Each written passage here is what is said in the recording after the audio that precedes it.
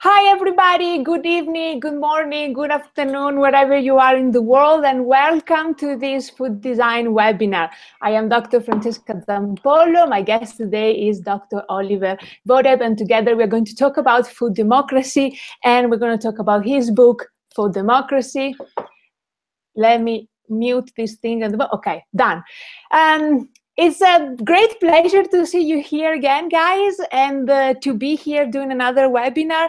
I know these receive a lot of good vibes from all of you guys, and you always find them useful. And I think the one that we're going to talk about today is going to be also, I think this webinar today is also going to be quite interesting and fun. I am Dr. Francesca Zampollo. For those of you who don't know me, I am the founder of the Online School of Food Design, which is the only provider of online education in food design. I have a background in food design theory and food design thinking. I have founded the International Food Design Society and the International Journal of Food Design, and I've done a bunch of other things. And it's fair to say that, I have, I've contributed to the world of food design. Right now, with this series of webinars, my interest is bringing to you food designers, food design professionals, food design researchers, but also innovators and change makers, and just start a discussion and bring in new inputs of conversation. So without further ado, I'm going to introduce you to our guests. He is going to give you a 10-15 minutes presentation, and then we're going to go straight into question and answers. And so make sure you leave your questions in the chat room. If you are watching this from the Online School of Food Design page, make sure you transfer to YouTube, where you will be able to see the embedded chat room. Oliver, in 2007, received a PhD in sociology. He is a lecturer at the Faculty of Health, Arts and Design at Swinburne University, Melbourne, Australia. It is, in fact, tomorrow for him. It's 5 a.m. for him, and it's also almost summer for him, interestingly. In the last years, his theoretical research and practical projects focus mainly on socially responsive communication, design, visual communication, advertising, and media activism. Oliver founded the Mem-Fest Festival of Socially Responsive Communication, Design and Art in 2002, and has remained the curator, editor, and main organizer of the project since the beginning. He is going to tell us more about Mem-Fest and, of course, about his latest book, Food Democracy. So, ladies and gentlemen, please join me in welcoming to this virtual stage Dr. Oliver Vodeb. Hello, thank you, Francesca. Thank you, everyone, for joining us, and good morning from early Melbourne. First, thank you for inviting me, Francesca, and the Online School of Food Design. It's a pleasure to be here. So, as Francesca already introduced me, I'm an academic, and I work at Swinburne University in the design department, and in the recent years, a lot of my work has been centered around food and food design. And what we are going to discuss, hopefully, a bit today, and what I'm going to present to you is my latest book that we are all very proud of and read very much. It's titled Food Democracy, Critical Lessons in Food, Communication, Design and Art. Is just being recently published by the British publisher called Intellect Books UK, and it's a work that has been in the making for more than the last 4 years. So it's a substantial body of work on the topic food democracy, and so why the topic food democracy? Why all this research? Why all this work around this topic? I guess my work is centered very much in questioning the relationship between design and its implication to life and to the world, to our society, and to our environment. And to a large degree, I believe that design, the way it is being, the way knowledge is being produced around design, the way design is being taught, is to a large degree contributing to a world which is, I think, at the moment determined by the states of degradation, of radical environmental degradation and radical uncertainty. So what I'm saying basically is that the majority of design, the way it's being thought and practiced, is design that is being educated in error, design that is contributing to an unsustainable world. Now, my interest in food is long going. Since I was a kid, I was cooking, and I'm a which is one of the, I guess, the cities in the world with the richest food and gastronomic cultures.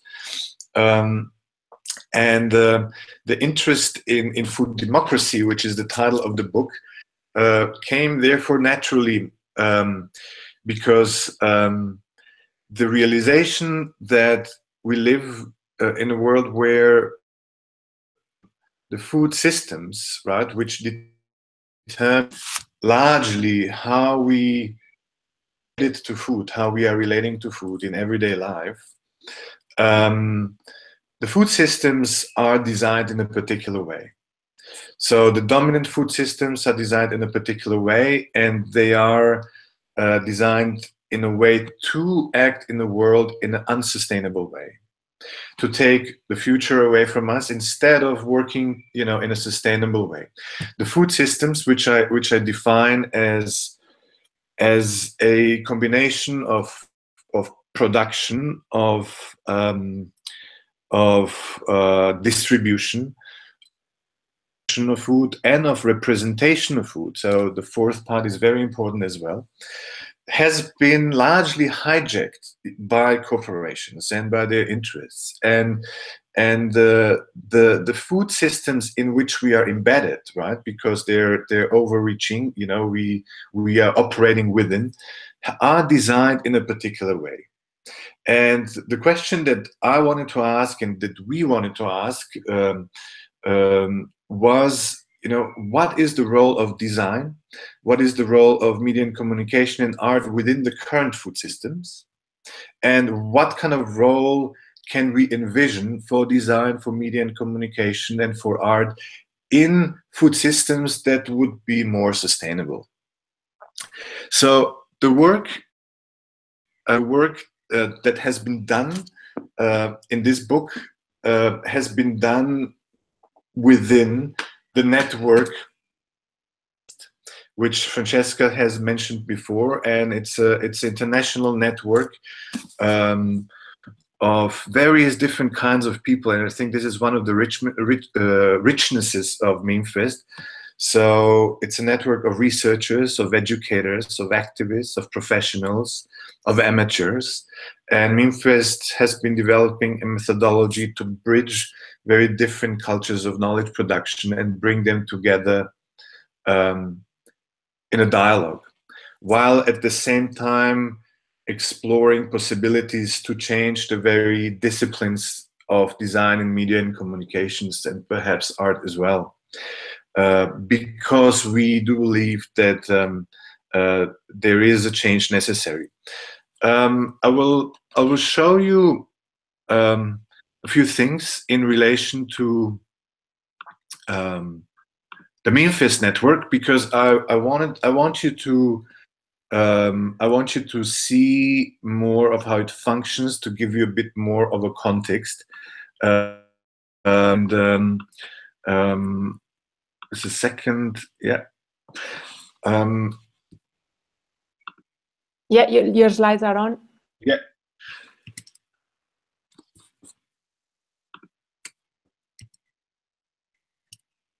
So I'm just trying to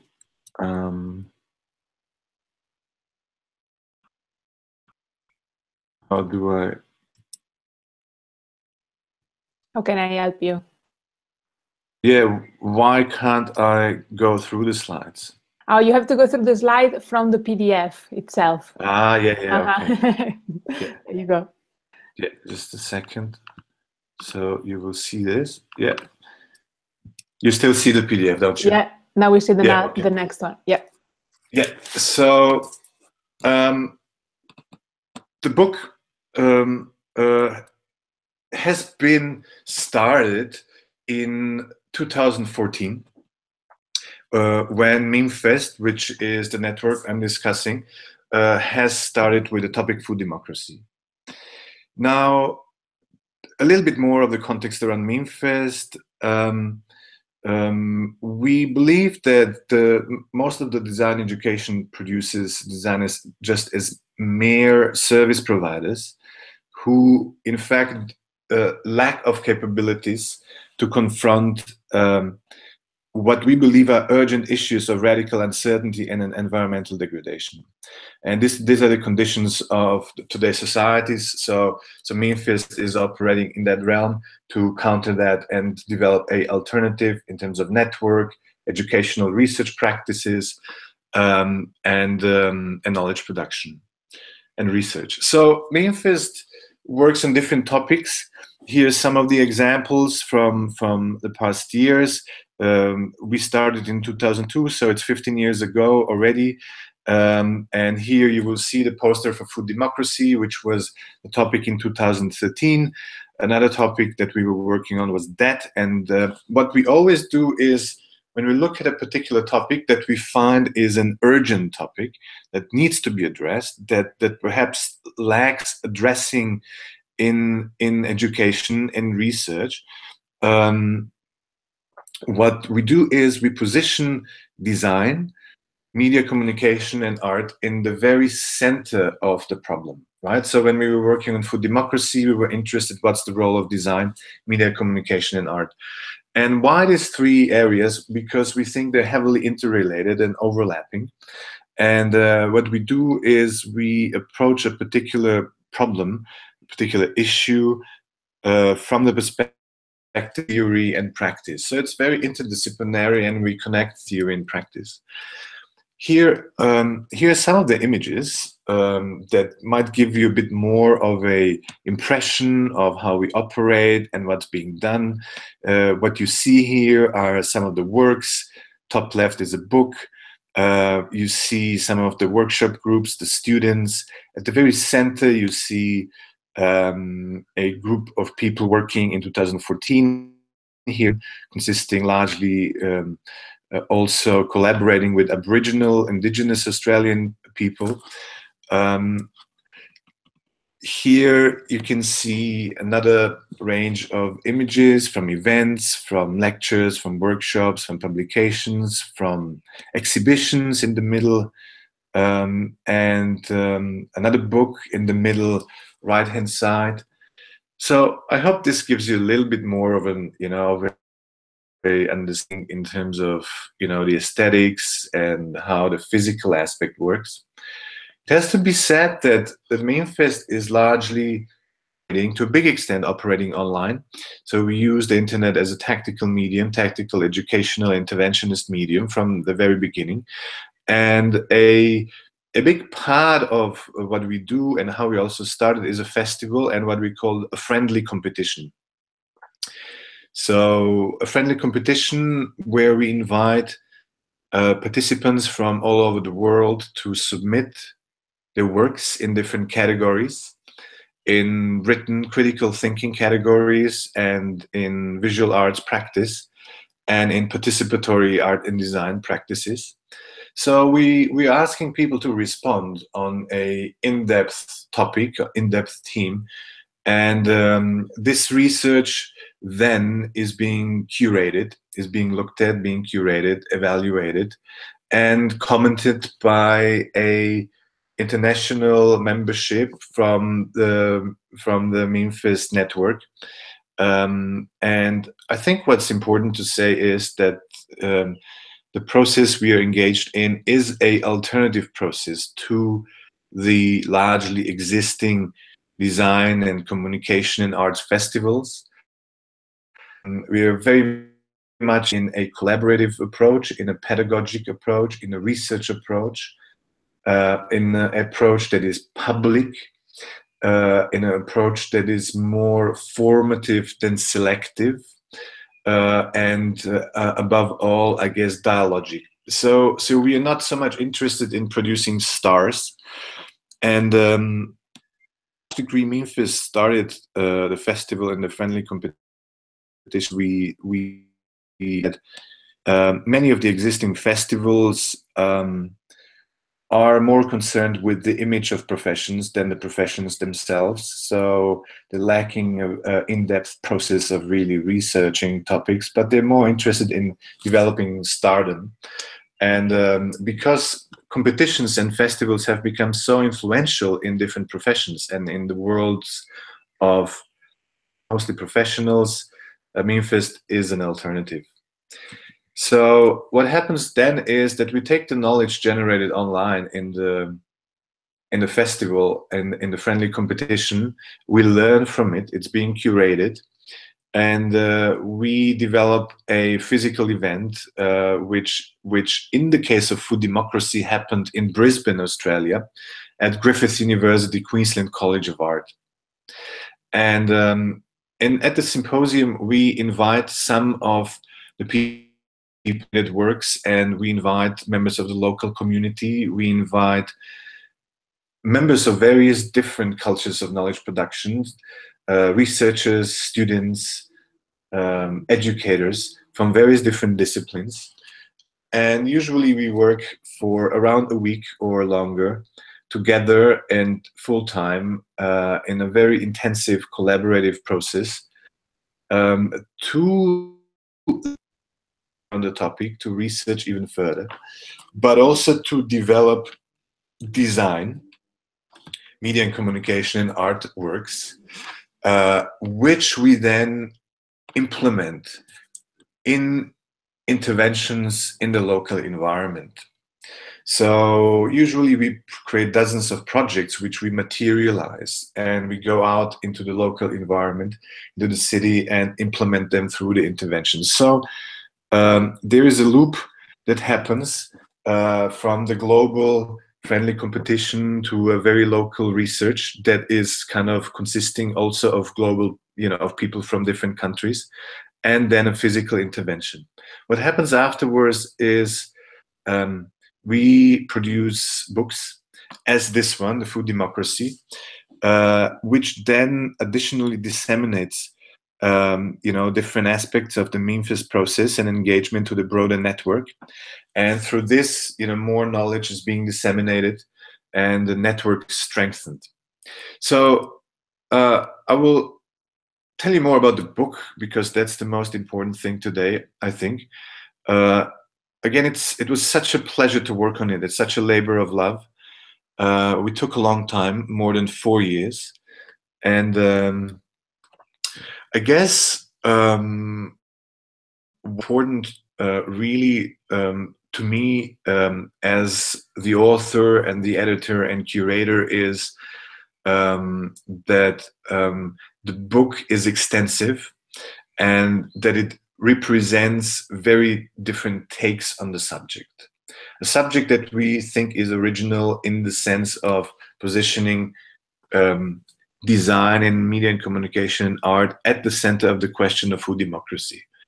So what do we mean with food democracy? I was explaining before a bit about how we see the problems around food and food systems that are determining our everyday lives and the way we relate to food. Food democracy should counter that, and it should counter through our participation. Right? As a system, as it is designed, and the food system is not democratic because the industry, the system, the corporations are not allowing us to consciously really participate and basically co-design, the food system that consists of production, distribution, consumption, and representation of food.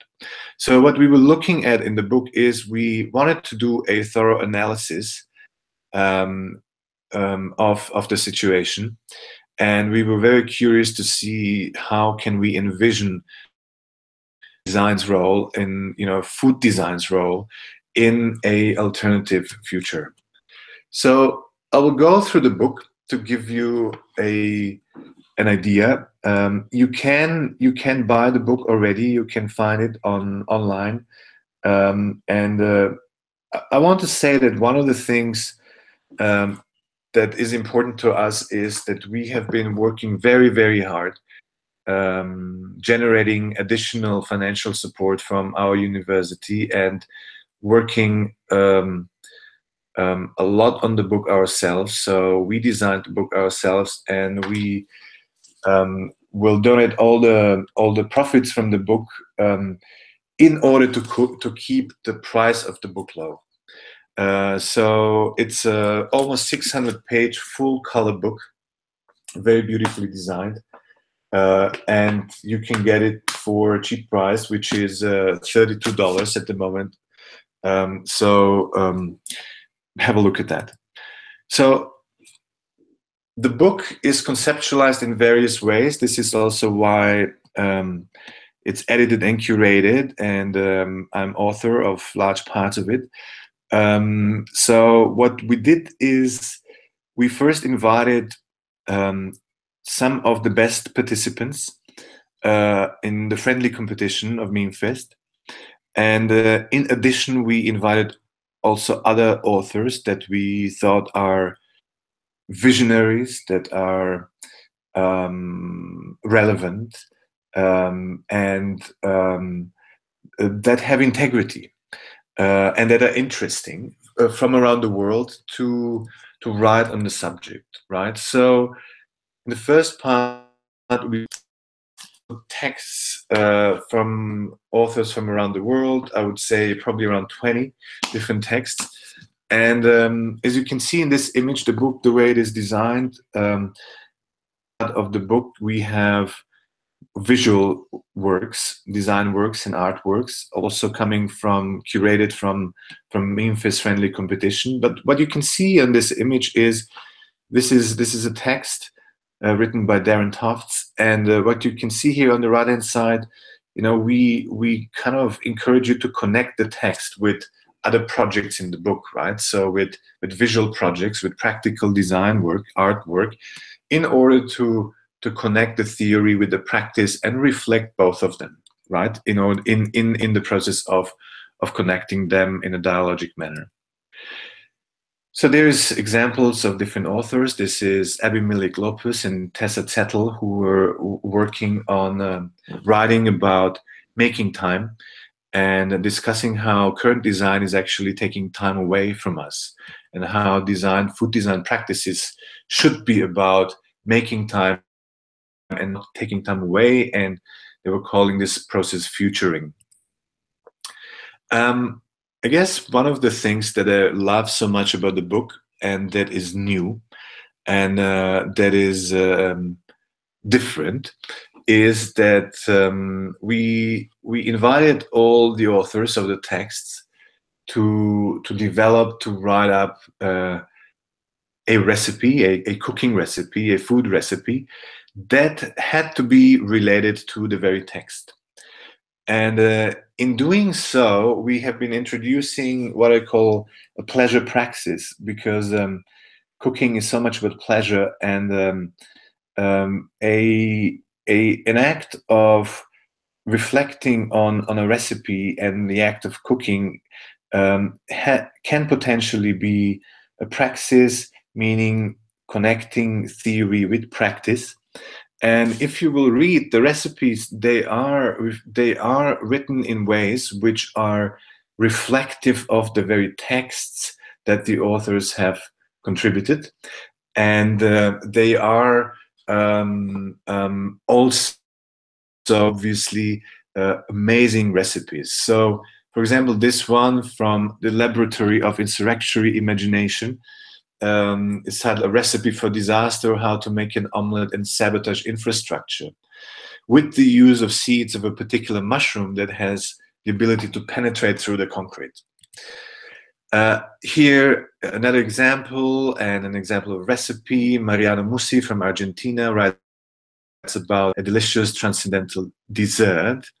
And one of my works where I was discussing how advertising is actually selling food as drugs, how the industry is engineering food as drugs, how advertising is pushing actually particular behavioral patterns that resemble illegal drug cultures. So what we're seeing is the emergence of the food industry with the drug culture, and advertising and industry is not hiding this at all. So it's really interesting to look at food, you know, as being engineered to become addictive, to have effects that aren't unlike drugs.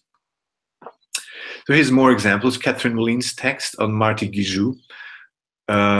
Here is Claudia Sotolongo from Havana discussing the current situation of food and alternative agriculture in Havana, which is incredibly exceptional and inspiring because, as you know, Havana and Cuba has been and still is living for decades under an embargo. And because of that, they have been developing particular designs. They have been designing practices of agriculture, have been incredibly efficient, and agricultural practices that are urban in the Havana. Another example of a recipe of a burek. Here are all the different recipes. What else do we have here? We have, for example, crocodile skewers with chili, coriander, and native lemon myrtle from academic and activist Sam Birch. We have, and I promise you, the best guacamole you have ever eaten from Eugenio Tiselli from Mexico, and many other recipes. So after the theoretical part, what we have is we have a section of the visual works.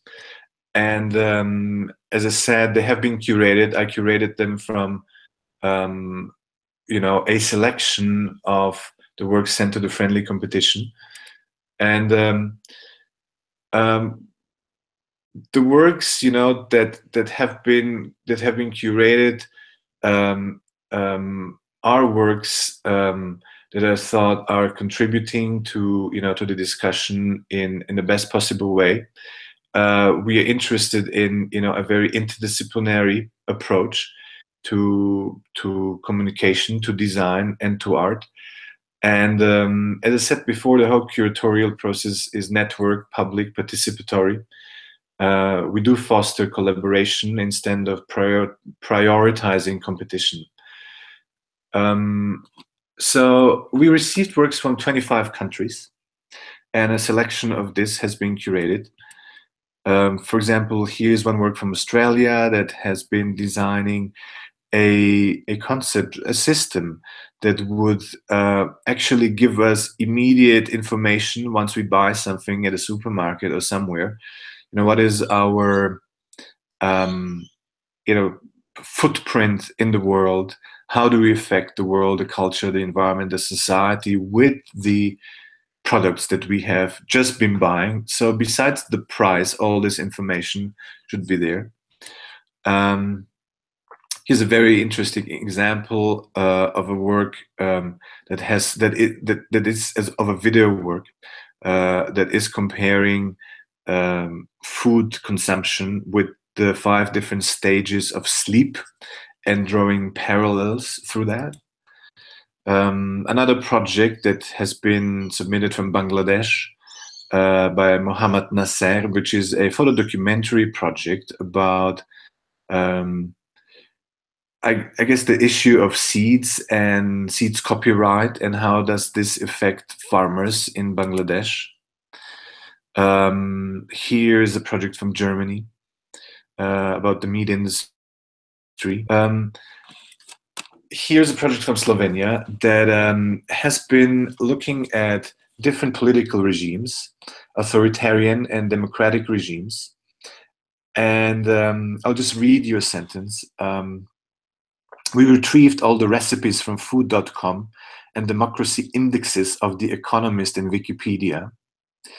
And after linking national cooking recipes with their respective countries, we split recipes into ingredients and added democracy indexes to them. So basically, what the authors are claiming, and this is, I think, very fascinating, is that different political regimes use different ingredients more commonly. So authoritarian regimes use different ingredients more commonly than democratic regimes. What's important to say is that what you see here is the work that has been submitted.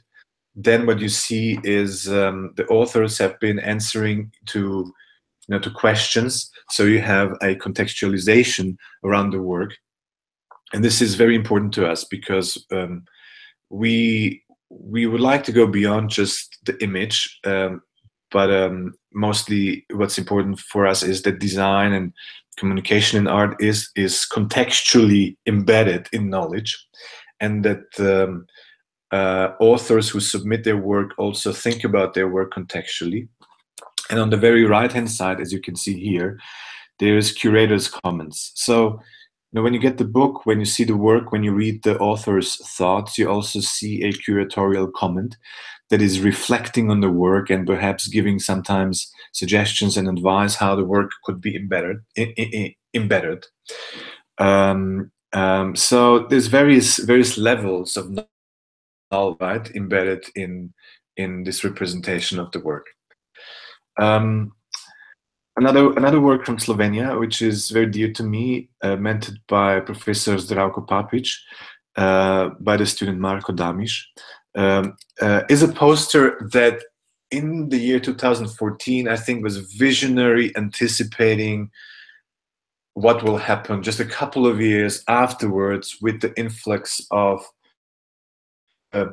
refugees and the migrants that were flooding Europe, but kind of commenting on this through food in a very humorous way, showing, that all these fruits and vegetables that we see here in the poster actually, haven't been native to Europe. That's a very humorous but also intelligent reflection on the state of society in Europe. Another project by Eugenio Tiselli, which was submitted to the participatory art and design section, is a very exceptional work called Los Ojos de la Milpa. And what Eugenio was developing and is still developing is Ojo Voz, which is a Android application that you can download to your phone, which he has been extensively using with native indigenous farmers. And Eugenio claims that the knowledge around farming and food has been largely destroyed by corporations and by advertising. So kind of new instant knowledge is being imposed on us. And what he created was this system where farmers can use this app through the phone in a very simple way in order to document their observations, their still remaining traditional knowledges around food, and then submit it to a website and share it with other farmers and discuss it. So a very much repository system. Here another image. I'll go perhaps a bit quicker through, so we have more time for discussion, but still there's a few things I want to show to you. This is a very poetic image we find, and I find, and if you can see that there's this tension between the ballet dancers and the turkeys in the background. An image submitted from Germany by Stefan Gross, and I think in a very soft and poetic way explains so much about the current food system and the food production and its representations and our perhaps our imaginations as well, or lack of it. So after the visual, so I showed you just a small examples. There is many more works in the book. After the part of the book where the the visual examples are presented, there is a dialogue section, and I have been discussing with the authors of a project which I respect and support and like, called Conflict Kitchen. So a dialogue, we had a very intensive dialogue with Don Oleski and John Rubin. So you can read this. It's a fairly long piece about many things relating to their project, and I think it's a very interesting and strong dialogue that we have been able to develop. I guess the book finishes with a visual essay, which is related to the workshop in Brisbane. And the workshop in Brisbane was very special because we have been collaborating with a Aboriginal Australian activist group called the Brisbane Aboriginal Sovereign Embassy. And the whole workshop at the Queensland College of Art was designed to contribute, to collaborate with this group, and to together strengthen their project, which they called a food program, where they have been distributing food to people who were in need for food. So we've been developing strategies and tools and interventions together with this group. So here are a few images and discussions around that. I guess what's so important here is that Mem-Fest has developed a particular methodology which we call extradisciplinary, a methodology which connects academia and particular disciplines, in this case design and media and communication and art, with of the outside the university more marginal countercultural positions, right? Like in this case, the Aboriginal Activist Network. There is a incredible process that is being set free in doing that, because if it's done right, and we've been working now on this for many years, what happens is that particular dynamics are established, and a very horizontal process between different knowledges embedded in dialogue happens, which is incredibly powerful in order to, for all of us members who are identified with either different professions or disciplines. So, designers think of themselves as designers. These notions are being shaken and reflected, and the disciplinary approach with intention, is designed in order to question the current state of the discipline. But on the other hand, what happens also, knowledge from the university, is being transferred into the networks of activists.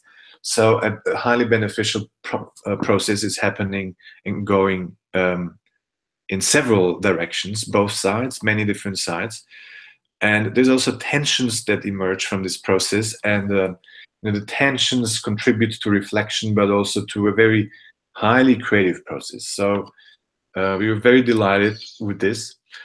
I guess here you have examples from one of our interventions that we did with students, myself and together with Mariano Musi from Argentina, where we intervened into the supermarket and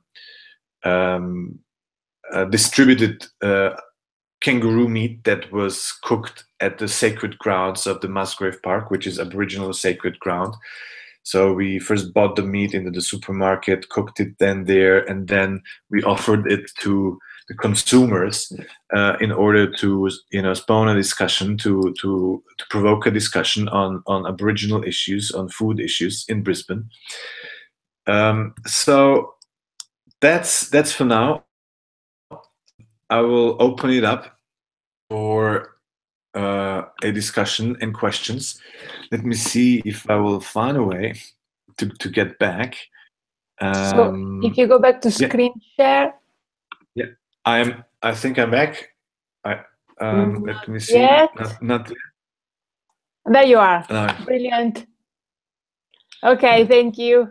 Thank you, Oliver, so much for this presentation. Very exhaustive presentation. As I told you guys, I told you that food democracy was going to be very, very interesting. So you just showed us, Oliver, how interesting it is. And I really like, as you touched upon, I really like how this is, and you write in your introduction as well, it's an edited book that wants to be, and really is, way more than an academic edited book, or the perception that we have an edited book is a visual storytelling brick, and it's a recipe book. So it's it really looks and feels like a lot of work, which I'm sure has gone into. It was a lot of work, but we really enjoyed it. And you know, the collaboration of the people within the Mem-Fest network, you know, made it possible. I think we were experimenting with this book concepts for a while in other books that we did, but here I think, you know, you learn in time. Our publisher also, you know, thinks and has said that they believe is a new type of academic book. So, you know, it's great to see things being moved, you know, in further or in different, you know, in new directions. Absolutely, definitely. So I have a few questions for you, which I'm going to deliver in maybe a slightly different way, but don't freak out. But before we get there, I just want to say good evening, good morning, good afternoon, whatever the time it is for you guys who are following us. So we have a bunch of people from a bunch of places in the world. We have Luciana Montero from Brazil, Barbara Marquez from Portugal, Juan Vilches from Mexico, Carola from Uruguay, Rebecca from Germany, Barbara Sanfilippo from London. Sounds really Italian, Barbara Sanfilippo, but she's in London. And we have a couple of messages just thanking us, me and you, Oliver. So Barbara says, for example, I'm so happy to be listening to this webinar. I'm starting to write my master thesis about food design and sustainability. So thank you, Francesca and Oliver, for sharing your knowledge. And don't we know, Oliver, about writing a thesis and following students for a thesis? So I think that this type of conversation that we are having today could definitely be of interest from a sustainability perspective as well, because isn't food democracy really intimately linked and intertwined with sustainability? And Barbara says, as a design curator, I'm deeply interested in the food design topics. So thank you for sharing. Thank you guys for telling us who you are and where you're from. And if you have any questions, just pop them in the chat room anytime.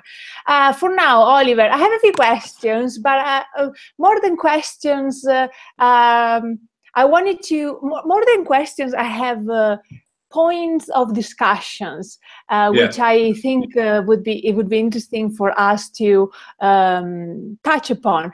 But the way I want to bring you these points of discussion is with a little game, if you're up to it, okay? So what I'd like to do, I know it's early morning for you, but you have been behaving very well. So you look bright, you look and sound bright and shining. So let's go for it if you're up to it.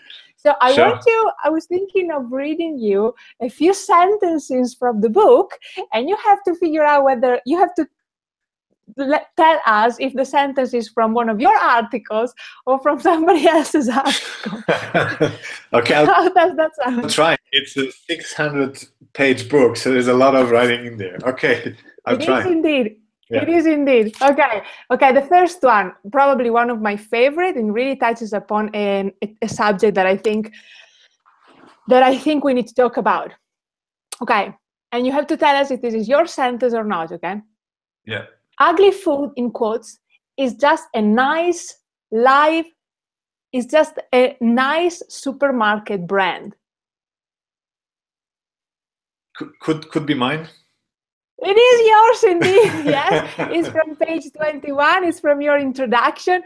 And here you're talking about, well, do you want to expand on it? Do you want to add something about this? Well, maybe, if you have some thoughts first, perhaps, and No, then go I'll for say, it. I yeah, want to hear yeah. from you. I want to hear from you, really. So you said ugly. The sentence is ugly food is just one more supermarket brand, right? That was the sentence. Yeah, it's just a nice supermarket brand. Yeah. So supermarkets sell food, fruit and vegetables, especially, that have to look in a particular way. And here we have at the core food design at play, right? So apples have to look in a particular way, tomatoes have to look in a particular way. They have to look pretty much all the same size. And it happens is because of that, and here we can see, how much the image of food, is strong, and how what a strong role it plays in terms of the representational part of systems. What happens is that because of that, some 40% of fruits and vegetables are being thrown away at harvest because they don't look in a particular way. They're perfectly fine, but they just don't look in a particular way. Recently, here in Australia, in Queensland, which is a state up north, 85% of tomatoes harvested have been thrown away because they didn't look in a particular way, right? So what happened then is that activists or critical designers started to work on projects where they, ugly food is something that supermarkets will never use. So for example, organizations that are doing work in alternative food systems have been promoting their food as ugly food and trying to make a virtue out of this, right? In terms of countering of supermarkets, But what happened then, this is an example how capitalism very quickly adjusts itself, right? So what happened then is that supermarkets started to have these sections with what they called ugly food, kind of in an ironic way, and they were selling this food for a lower price, right? So instead of the supermarkets recognizing, that at the very core, they are the problem, and they would have to have really much more substantial design changes, right, in order for us food differently in terms of its visual representation, right? They just use this for another source of profit, and another addition to their brand. Yeah, and this is really something that I think it's so important. If for us in the food world, food design world, now we know food waste, we are acting upon food waste, we are designing against food waste, we are doing things, and so food waste is really very much in the discussion. But then you bring up this interesting perspective, which is something that maybe most people don't consider, but we should remember that we shouldn't just use this as a label, as a brand, as an advertising strategy, but we really just keep true to the principles behind. Yeah. Because really, I've started wondering a while back, with all these ugly food now being sold, are we sure that this is ugly food that really would otherwise have been thrown away? Are we sure of that? It's so, again, branded. It's so it becomes so much of a branded product that it feels that it feels fake, really. I have another sentence which kind of relates to this. Let me know if this is your sentence or not. The food system is reproduced by a culture of appearance, driven by advertising, branding, and packaging that create a superficially designed world of designed food. I would say it is my sentence. It is yours, and it's on the same page, absolutely. So this is really the most beautiful words you could have used to summarize what we just have been talking about. Well done. Yeah. See? Yeah. This is easy. Yeah, thanks. Yeah. Are you ready for the next one? Yeah. Okay. What is symptomatic here? The fact that 10 global corporations, DuPont, Monsanto, etc., control 32% of seed market and 100% of the market for transgenic or genetically modified seeds. This fact testifies to the reduction of the bio and cultural diversity of food, I skipped the word, and can have very serious environmental and health consequences.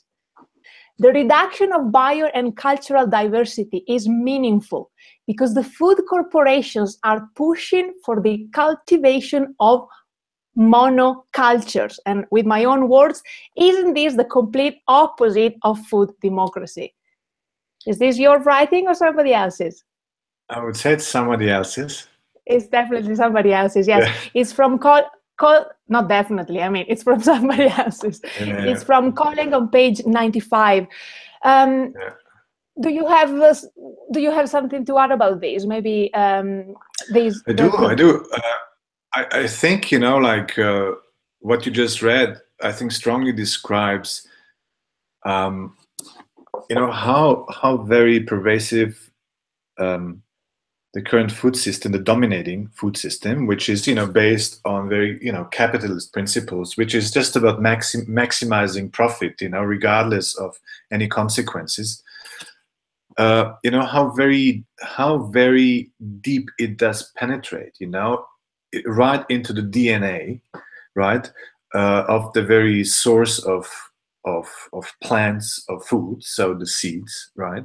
So we can see that there is a principle of control, but also a principle of surveillance, you know, at play, because the whole process of plants with the use of genetically modified seeds coming from these corporations, right, is a process that is contractually, you know, bound to certain rules that are imposed on farmers, right?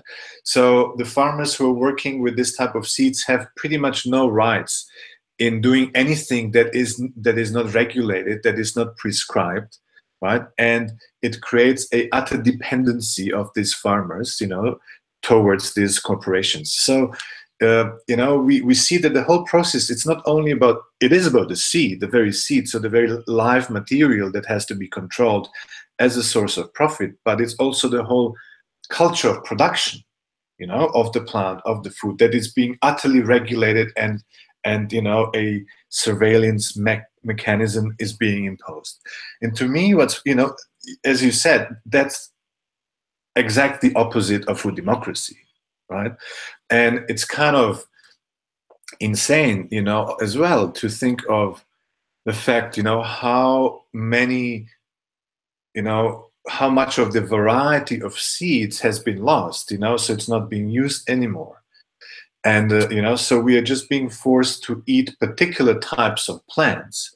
And, you know, on a very level of pleasure, you know, this is criminal, you know, because we are being deprived of so many different tastes and smells and combinations of them and colors, you know, and with that, you know, we are being deprived of experiences of relating to the world that comes, you know, through all of this. So, and maybe as food producers, we are being deprived of the freedom of cultivating what the hell we want also. Absolutely, absolutely. So it's a very tight system, and it's a very tragic system. You know, there's hundreds of thousands of farmers in India, for example, who have committed suicides because they were forced into debt, you know, by these corporations who are enforcing the seeds for massive amounts of money onto them, right? So it's a very, very predatory system. What do you think? What are your general thoughts about what we can do, what we as consumers and maybe as food designers can do about this? Like about this particular topic, or more in general about the topic of food democracy? Maybe the preservation of biodiversity and therefore cultural diversity. I think that many things can be done. I think you you know, food design as a body of knowledge and, you know, education and research, to me, you know, in many ways it starts here, right? So, you know, food design is being engaged into this knowledge production, as you do with your you know, online school of food design, you know, how to start educating food designers with these types of knowledges so they can actually be equipped in order to think, you know, how can they use design in order to counter this reality, right? You know, then of course there's practical things that people can do, you know, and people are doing it on the level of representation of food design. There's been massive campaigns, you know, created to, you know, these very corporations, right? There is a lot of projects who are again kind of reclaiming the old seeds, right? There's design projects that are creating seed banks, right? There is projects that are working very locally in order to preserve the diversity of traditional plants, right? Like this is, I think this is very much happening. Like for example, in Australia, well, in general, there's one thing I want to say. I think when it comes to the environment, indigenous knowledges are extremely valuable, right? I think food design should, you know, consider indigenous knowledges a lot, because, like for example, in Australia, the Aboriginal and Torres Strait Island peoples, so the indigenous population, they have been living here for even more than 60,000 years. So their understanding of, you know, of nature, you know, the knowledge that exists is so incredibly vast, right? That, you know, we would need to make use of them. Look at what we eat today in any country, you know, in France where you live, or Slovenia, my home country, or in Australia where I live. A big part of the plants that exist, they're not being eaten, although they're edible, right? So you know, this type of knowledge has been just kind of destroyed and stolen away. And I guess it's, you know, it's to a big degree it is to reclaim back the knowledge and to find, you know, how to channel then design practice, you know, to develop alternative food systems, you know, or nodes in the system, or, you know, images, or, you know, campaigns or processes, you know, that would be a alternative. I think what's important is both, you know, like there has to be design that is anti the current food systems, right? So very critical, anti. It has to reveal the problems of the current food systems, but it has to be food design which is a alternative, right? So it's not only anti and a critique, but it has to be a alternative that actually works. Yeah, exactly. And I think that as food design, as food this slash design slash food design educators, what we can do is remind students of their powers. Students and designers, really, everything is in the hands of anybody who is going to design anything new. So you guys, are you going to design a new loaf of bread tomorrow? Choose you have the power to design that bread or whatever it is with a type of grain that you think is sustainable ethically, environmentally, etc. So I think that change is really in the power of everything new that we are going to do, and that's what designers do. That's what food designers do. So guys, those of you who are watching, those of you who will be watching in the future, remember of the power of that you have, which all lays in your choices, I think. Would you agree, Oliver? Yes, very much. Like the world is to a big degree as it is by design and through design, right? So and by realizing this, you know, I think that's a very important realization. If this is the case, you know, and it is, if we turn around the thinking, you know, then we can also employ design, you know, to create a different world, you know, a better world, you know, a world, a different, you know, type of food design, and, you know, new alternative food systems, right? So design has this power, and designers have this power, right? It's just been taken away, you know, from them because, you know, of many reasons. You know, one reason is because, you know, what is being taught largely, should be knowledge, or rather not even knowledge, but skills that should serve, the status quo. It should serve, the dominant way of how design is being used and abused just for short-term profit. Definitely. On the same line, Barbara has a question for you, Andre, for us, but I'll turn it to you. I would like to know your opinion about how food trends, so we're talking about food trends and we can discuss the meaning of the term food trends, create such an impact in the food industry and planet.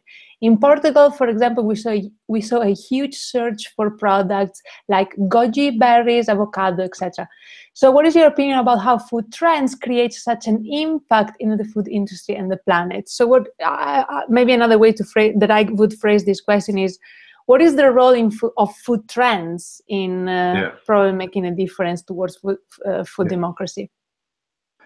I guess there's different types of trends, right? There's different types of trends. On one level, the culture, in order to grow, needs these changes, needs new things, and different initiatives, and different types of knowledges, and especially because of the quick flow of communication and through technology that we use, this knowledge can be traveling around the world very quickly, and local cultures can be influenced by them. So, and in this way trends happen. But trends also happen artificially, by the very industry, right? So, and it's like in fashion, like you need to have trends in order to keep the industry running, right?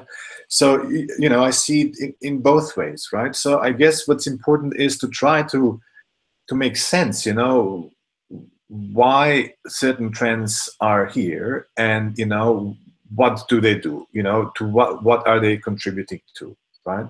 So are there certain trends that make sense, can we gain some of them, or is it just a trend that is a artificially made trend by the industry in order to make money? I see them as bad or just good, I see them as a contradictory thing.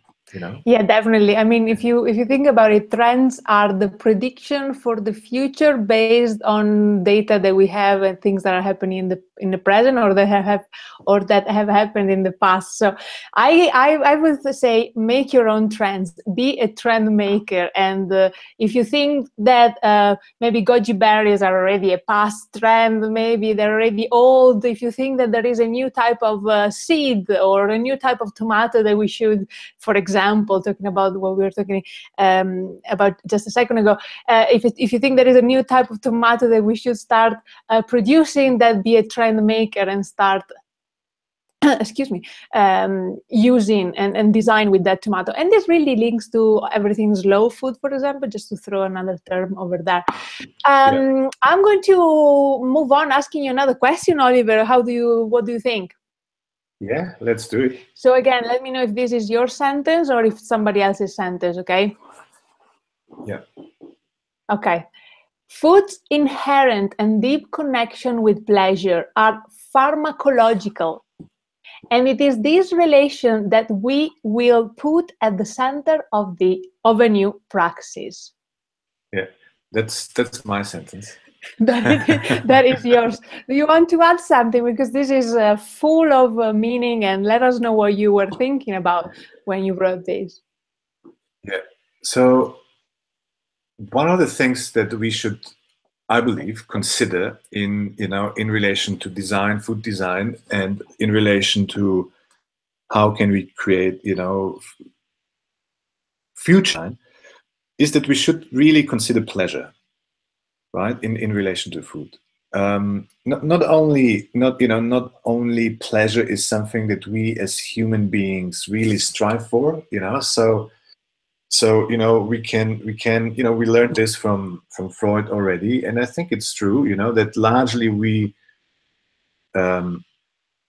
operate in our lives in ways that would give us some in the end, right? And we are trying to avoid non-pleasure. So it's a very, very driving principle. in how we organize, how we our lives, how we live. But so much about design then as well is about pleasure. You have all these branches, user experience and so on. Design, which really puts pleasure at the center of design. But then if you look at the industry, the dominating industry, if you look at advertising, if you look at capitalism again, they take pleasure and put it at the center of their activities, but for different kind of purpose, right? In that sense, for short-term profits. So, pleasure definitely is so much, a driving principle. And if we look at it in relation to food, like besides us eating in order to survive, right? We largely eat because, we experience pleasure, right? So it's this very, very powerful driving principle. And I think that, what I call pleasure praxis, I have theorized around several principles, and the pharmacological aspect is one of them. With this, I mean that, the pharmacological means two things. It means a poison and a cure. So I think food should be looked at it in this framework as well. So it can be it can be good and bad or bad, but many times it can be both at the same time. And I think we can learn from this that that not everything is just black and white, yeah. But there's this very many gray zones. And as I was saying before as well, food is to a large degree engineered and designed to operate as a drug, to operate as a substance, right? So on one hand, you have salt, sugar, and fat, which are the main substances that are being used in order to create addictions and to create pleasure. But of course, you have other chemicals, other elements, and other smells and other sounds, and other textures, and so on, that are part of food, that are being so utterly researched and designed in order to create, specific effects. And one of the effects are addictions, and some other effects are others, and some other effects are pleasures, right? So the analogy, of food with drugs, with a pharmacological aspect, is one that is, I think, very important. And with pleasure praxis, I mean that, if we consider our daily pleasures in relation to food and start thinking about them, and especially in relation to our everyday life, right? So small activities that are routine activities that we perform every day on a regular basis, right? And if we think about them and if we relate them with pleasure and consider them, how are we behaving? What gives us pleasure and why? Ourselves to the world through pleasure, right? We can see that actually, if we would consider these tiny everyday life activities, we could perhaps change many of them, right? In order to operate in the world that is, more sustainable. But what I was interested in was not just a pragmatic, many times dry approach to social change. I was interested about excitement because, to me, food is full of excitement. It really is full of pleasure, right? So, I was interested in how can we act in the world in a more sustainable way, right? While we are experiencing pleasure, right? Yeah. And I think design, overlapping with art here has a big role to play, and there's a lot of potential for design, for food design in the future, right? This notion of pleasure and pleasure praxis, right? So cooking, for example, is a pleasure praxis, because for many reasons, I think. On one hand, it's a practice that really demands, if we do it properly, it really demands attention, really demands focus, and this is something that is lacking more and more in society because, our attention and focus is being destroyed by what I call psychotechnologies, so Facebooks and so on and so on. Cooking is an incredibly poetic act, right, and an incredibly creative act, right, and it's also a artistic and designerly act, right, and it's also a very social act, because if we cook anyone else, it has a dimension of community, but also a dimension of intimacy, right? Which also is something that is more and more lacking, right? The capitalist system is not working towards intimacy in that sense, and it's not working towards community. It's working towards individualism, right? And and again, cooking and eating, it's so much about pleasure, right? And then you have all these chemical effects that are happening together with the social and cultural effects and the aesthetic effects, right? For example, the tastes, right? I very much think that tasting different food is opening windows, experiential, windows, in how we relate to the world. And in that sense, it's not very far, for me at least, to some of the effects that drugs have, right?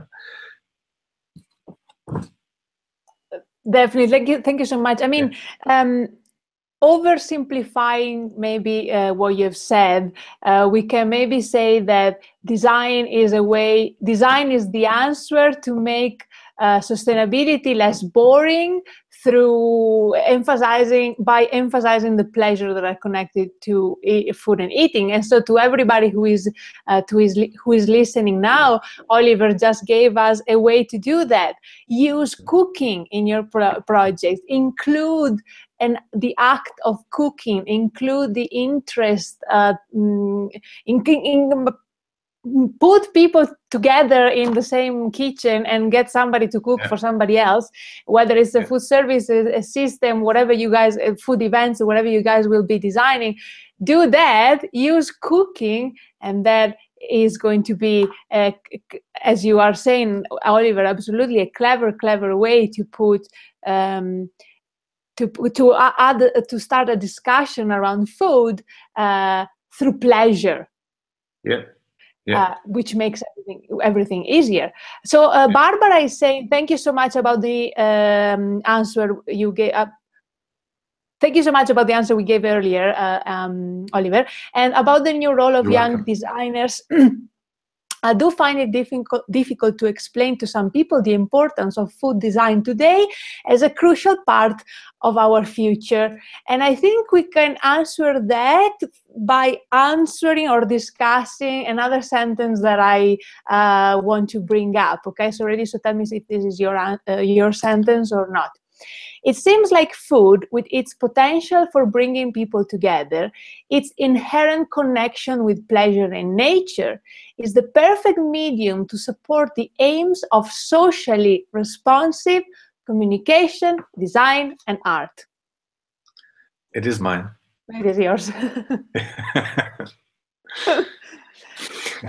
So I bring this sentence up, and I wanted to move to another one, but I went back to this after Barbara's what she wrote in the chat room. I think that food design, food design has been there forever, but really we have started to discuss the term food design in the past 20 years. And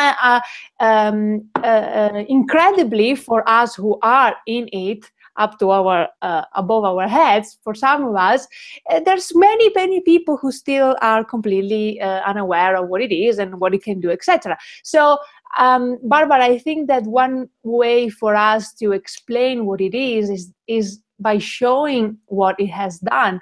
And what better group of examples than those that you can find from communication, art, and maybe a more an old sense of design, maybe product design, etc. So in that sense, and here, Oliver, you are the absolute expert. You know, and you can tell us about how really communication design and art, as you say here, might be perfect to bring up socially responsive topics, maybe, or doing socially responsive communication design and art are the best way, are the best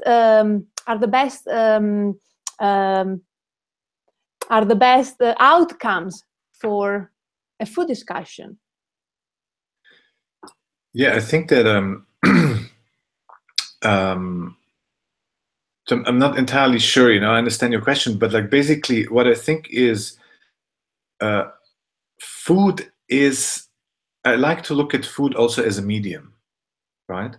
And I think, with its aesthetic properties, with its pharmacological properties, with its power to create intimacy and communities, right? With its with the fact that it's our, food eating is our closest relation to nature. Yeah. So I think, if you look at food as a medium, it's incredibly powerful by itself, right? So if we relate food, as a medium with what I call socially responsive communication and art, which is, a theory and a set of, and practices that have been designed actually, to work outside the just marketing principle driven, culture of design and media and communication. Yeah. And if we, and it is very powerful in doing that. It is striving to create, dialogue in the end. So connecting them together, socially responsive design, communication, and art with their properties, right? It's a particular way of doing them. With food, with its properties, it's an incredibly powerful combination, I find. Definitely. I think when we talk about communication and communicating anything, there's another interesting perspective that comes in, and that we should remain well aware of when we are communicating, and also from the perspective of the consumer, the viewer. And I want to do that by reading another sentence. So Oliver, be ready to tell me if you think this is yours or somebody else's. So this is another sentence of the book, from the book, of course. The result is a haphazard-looking torn poster, a metaphor for the confusion created by different media reports on food.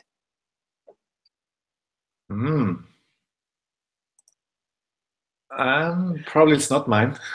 It's not yours. It's, let's see if I can see it. It's from Lucy Dattiner, page 349, and it's one of the visual. There it is. It's one of the visual stories. There it is. So she made this poster, now you remember. Yeah. And so this poster, let's see if I can show you guys. This poster, she says, is a metaphor for the confusion created by different media reports on food. What can we say about that? Let me just. I was showing you instead of. Sorry, it was just. This is the poster, guys. What's the page? 349. Yeah. A metaphor for the confusion created by different media reports on food. So, and definitely it's not 349. Sorry? It's not 349. No, it's not? Oh, no, it's not. Maybe 438. What did I write here? 438. And that's and this is really, I think, another interesting topic with regards to food democracy, really, that what consumers have is information. And what about when those informations are wrong? And really wrong or misleading. And this really connects to what we were talking about in the beginning, Oliver, that marketing and advertising sometimes doesn't have the interest of the person or the planet at hand, but only has the interest of money. And so what can we do? What can we do as consumers? What should we instead remember to do as designers? Thanks for choosing this. It's a beautiful work. So, you know, for everyone to see, it's a poster that is layered in, you know, it has several layers, and by tearing the poster apart, right, in different parts, the messages are changing, right?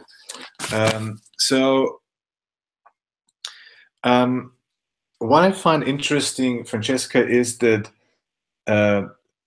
you know, many people, many of us, you know about food through the media, right? So, you know, people watch more. I don't know if this is the case in France. Probably not, but definitely it is in USA. You know, people watch more cooking shows than they spend time cooking, right?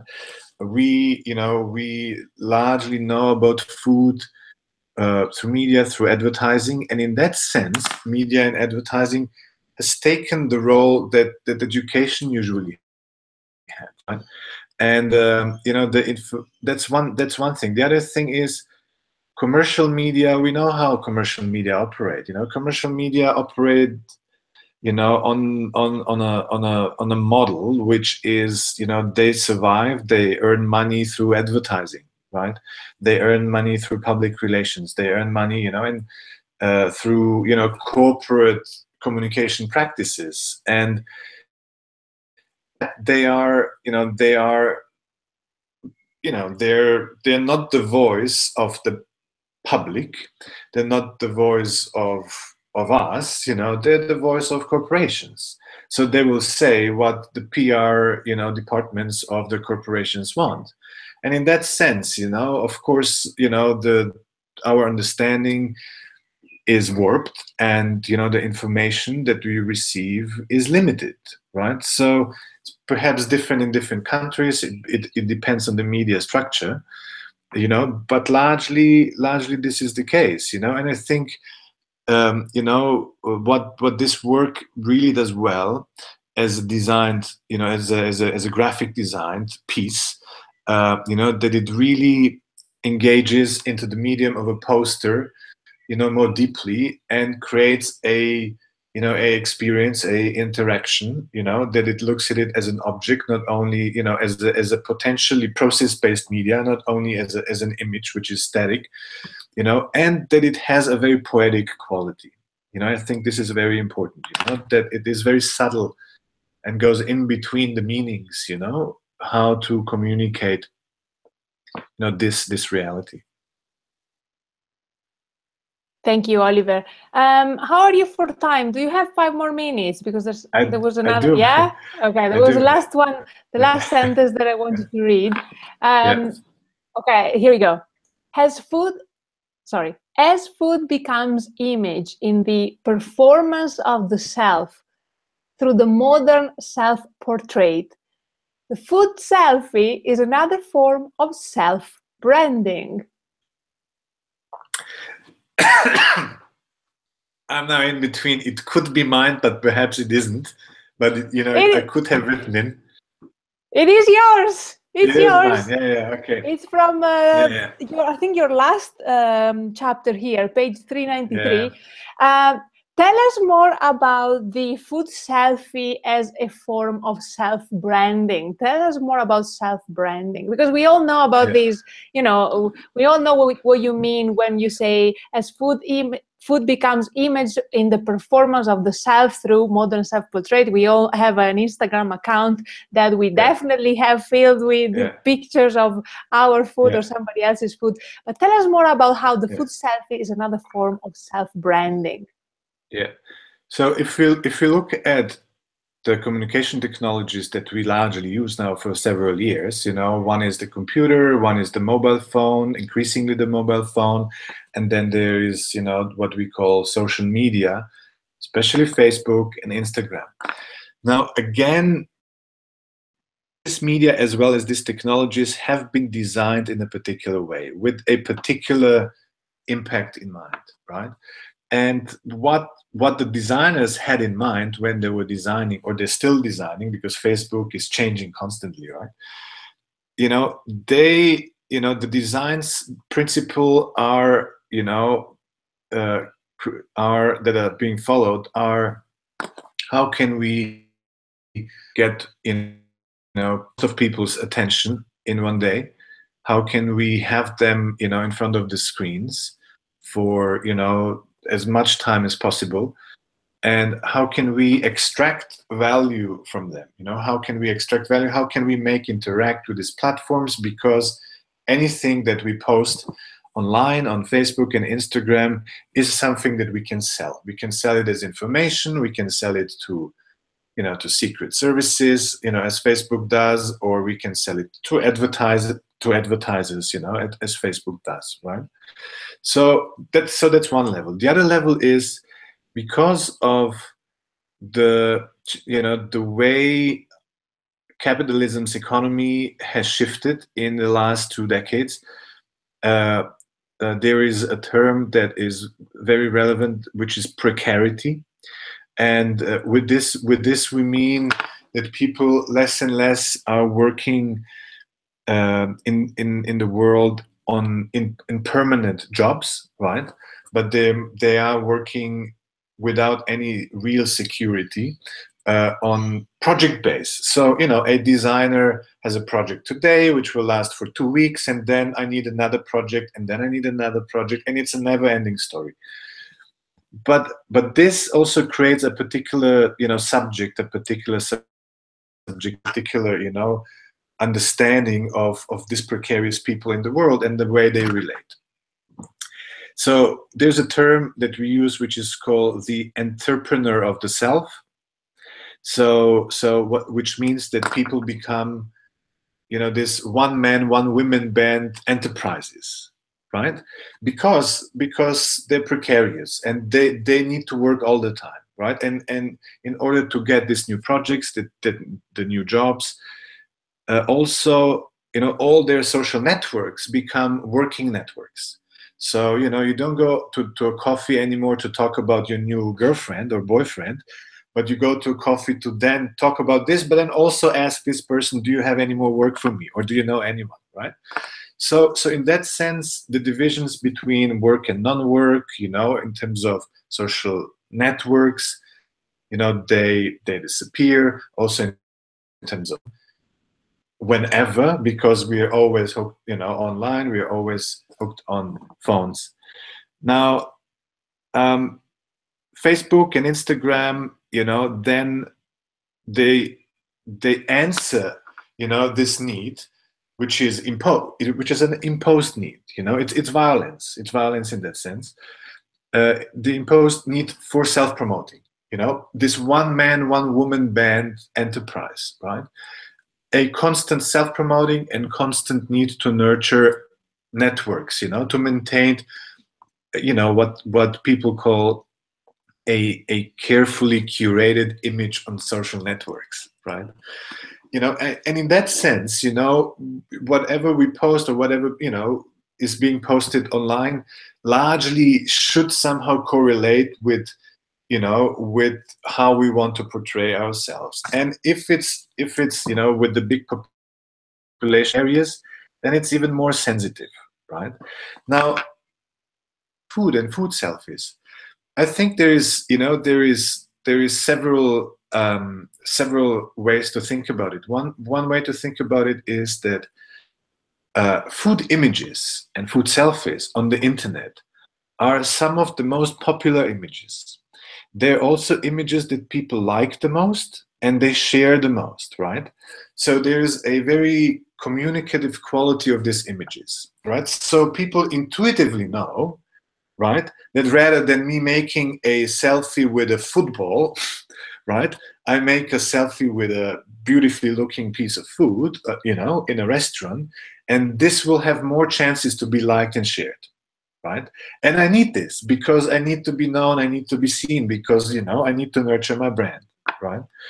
And I think the other thing as well is, you know, one of the other thing is that people, you know, kind of through showing food and themselves, they communicate some sort of cultural competencies, right? So I'm in the know, I'm in the trend, I'm a connoisseur, I am someone who knows, you know, who knows food. I know what is good. I know pleasure, you know. I'm cultured in that sense, right? So it's about that as well. So it's about more, but I think, you know, like that's some of the main things. Definitely. Thank you so Yeah. much, Oliver. We have a last question for from Rebecca, if you're up to it, and then I think we Sure. can wrap this up. 1 Yeah. hour and a half is enough. It's, what is it, like 6:30 a.m. for you, so it's time for you to go Yes. back to bed, maybe, It's true. for a little nap. Okay, so Yeah. Rebecca asks, I would like to know your opinion about the role of art concerning the area of food. What are or should be interventional potential for artists?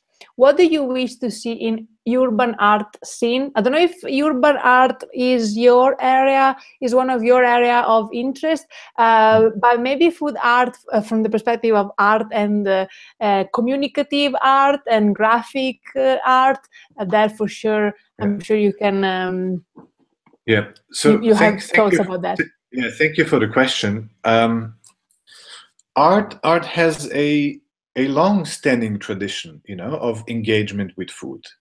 So you know, some of very known projects, like for example Gordon Matta Clark, you know, who did a very famous project in New York, you know, many decades ago, that was called Food, and he created some sort of a cooking, eating culture, you know, that was embedded in New York, but should be engaged, you know, symbolically and you know, factually and, you know, practically, you know, with its surroundings. I think that, you know, if you look at museums and galleries, you have many places that exhibit food projects, right? So the art world is not immune, you know, to what is happening in society in general. And I think you know, art obviously has a lot to say. You know, has especially, you know, being complementary to design and communication, but then also overlapping with them, right? And art, I think, especially if it's being considered outside of you know, the institutionalized systems, you know, of generating art and representing art, right? And this is why I like when you said urban art, you know, like urban art is, you know, it's something that should not be institutionalized, that is much more democratic, that is being done by people who are not career artists or professional artists in, you know, in most of the cases. And there's not only images, there's not only obviously graffitis, but like, you know, like so many different types of art projects that are being, you know, implemented in urban centers, in urban places in the world, you know, that are inspiring, that are so you know, I, you know, have a look at the book, you know, there is several, you know, projects presented, but also if you do research and look at, you know, the literature, and if you look at what museums and galleries are presenting, and, you know, if you search on the network, you will find, you know, a lot of artists and a lot of art projects that are engaging with food, you know, on this level. Thank you so much, Oliver. Thank you for your answer, all your answers. Thank you for your presentation. Thank you for writing this wonderful book. Guys, if you're interested in this, I will be putting the link to purchase this book in the description of this video as soon as we are done. I think it's on Amazon as well, isn't it? It is. Okay. Yeah. Thank you, everybody from Mexico, Uruguay, Portugal, and every other place where you were while you were following this. And thank you for anybody else who will be watching this later on. If you joined late and you want to watch the beginning, I will put the replay of this live webinar in the online School of Food Design. Miriam is saying it's a great book, Oliver, by the way. Thank you. I will be. You can go in the online School of Food Design at onlineschooloffooddesign.org. Search for the webinars page, and you will be able to see the entire replay for this webinar, as well as the replay of past webinars. And of course, by signing up, you will also be notified of future webinars that we will be doing. And finally, thank you, Oliver, for your time. Thank you for waking up at 5, actually earlier than 5. Thank you for your knowledge. Thank you for writing this book. Thank you for your time to let us know about this wonderful accomplishment. Thank you, Francesca, for inviting me, and thank you for everything what you're doing and your contributions to design and food design. And thanks everyone for taking time and listening to us. Thank you, everybody. I'm going to stop our broadcast now. As always, have a lovely day or evening or night, and happy food design.